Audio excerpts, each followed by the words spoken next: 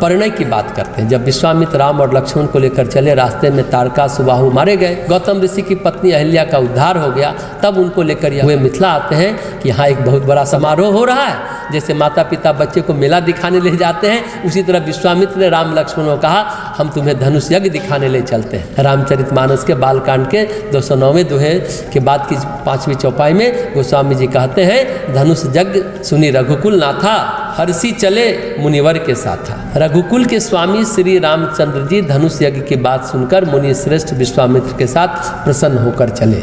जब भगवान राम विश्वामित्र के लिए फूल लाने पुष्प वाटिका पहुँचते हैं, विश्वामित्र पूजन करेंगे, तो दोनों बालक थे तो पुष्प वाटिका फूल लाने गए, तो वहाँ सीता जी से प्रथम भेंट हुई। सीता जी कहीं ना कहीं राम जी के हृदय में थी, सीता जी के हृदय में कहीं ना कहीं राम जी भी थे। नारद जी तो सबकी शादी कराते हैं, खुद की शादी तो वैसे उनकी हुई नहीं थी। नारद जी ने तो पार्वती जी की भी शादी कराई थी। अब पहुंच गए मिथिला। सीता जी जब छोटी थी तो उनके मन में जिज्ञासा रहती थी कि आगे का जीवन मेरा कैसा होगा। सबसे ज़्यादा प्रामाणिक ज्योतिष थे नारद जी, तो बचपन में ही सीता जी को उन्होंने बताया था कि जिससे तुम्हारी शादी होगी उनसे तुम्हारी भेंट गौरी मंदिर के पुष्प वाटिका में होगी। और जब फूल लाने भगवान राम और लक्ष्मण गए पुष्प वाटिका में, और सीता जी भी संध्या बंदन के लिए गौरी माता के मंदिर में गई हैं, तो एक सखी ने कहा कि मैंने सुना है कि बड़े पराक्रमी वीर हैं जिन्होंने तारका और सुबाहु का वध किया है।